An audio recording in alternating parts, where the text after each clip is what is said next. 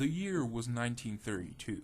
Hungarian-born American actor Bela Lugosi was the greatest horror star the world had ever seen since Lon Chaney Sr., who had died of throat cancer 2 years prior. He had done Dracula in 1931 and Murders in the Rue Morgue also for Universal a year later.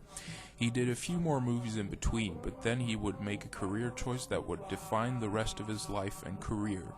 Ever since Dracula, Lugosi realized that he would mostly be typecast from then on, but it was his role in White Zombie that would forever turn him into a star of B-movies and an overall very underappreciated actor. The story takes place in a fictional location somewhere in the Caribbean, in a place wrought with old superstitions about the dead coming back to life as zombies, walking at night searching for human flesh. Madeline Short and her fiancé Neil Parker are traveling to New York. However, Charles Beaumont, their new friend and close acquaintance, convinces them to stay at his mansion in Port-au-Prince and get married there. Beaumont, however, has his own plans. He's grown very infatuated with Madeline and wants her for himself. To accomplish this, he turns to Murder Legendre, a witch doctor that uses mind control to turn people into mindless zombies that he uses as a workforce to run his mill. Legendre gives Charles a potion to turn her into a willing slave. After he uses the potion, Madeline goes into a coma and is pronounced dead. When she's taken from her grave by Charles, he very much regrets giving her the potion after seeing how expressionless and unemotional Madeline has become. This isn't the woman he once loved. Dr. Brunner, a local missionary, doesn't believe the ancient local superstitions and convinces Neil that his fiancée might still be alive. They set out on a quest to save her from the evil clutches of the witch doctor Legendre. White Zombie was produced and directed by the Halperin brothers, the Coen brothers of the golden age of horror. They did about 17 movies in total until the 1940s and then just quit because of the very poor box office revenue. White Zombie, however, did surprisingly good at the box office, all because of one name, Bela Lugosi. Lugosi would make films until the 1950s, but was always overshadowed by his very first smash hit, Dracula. From then on, he'd mostly play either Dracula-like characters, or would be overshadowed by bigger names on the film's billing, like Boris Karloff or Basil Rathbone.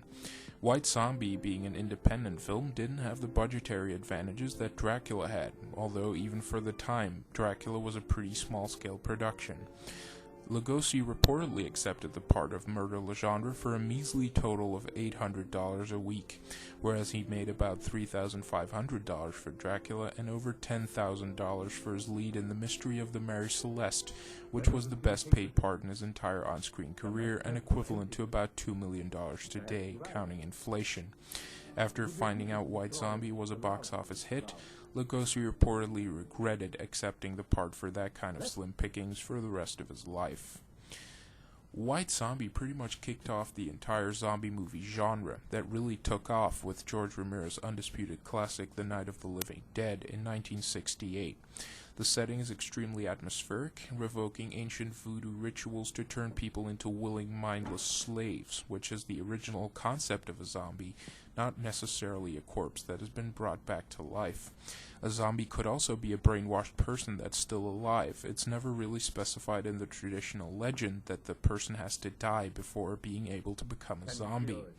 In most horror movies of the day, the relationship between good and evil is clearly defined. You have the people that are good and the monsters that are evil. However, in White Zombie, the zombies are not responsible for any of their actions and are controlled by the ruthless Legendre, who is of course the true villain of this film. The other person that is responsible for the events that kick off the storyline of this film, Charles Beaumont, is however not just any movie villain. He has a motive, his true love for Madeline. The viewer cannot help but sympathize with this poor wretch of a man that wants nothing in the whole wide world but the lovely Madeline for himself, and grows desperate at the thought that she loves another man.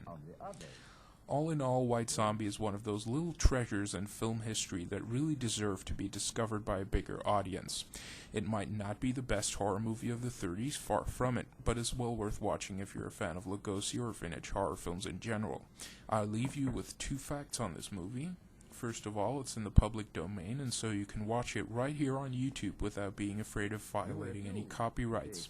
Second, for all you metal fans out there, is that musician slash director Rob Zombie named his first band White Zombie after this film. One can very rightfully accuse White Zombie of being an uninspired Dracula clone, but oh boy, what a clone it is. I'm giving White Zombie an 8 out of 10. That's it for this review. Until next time.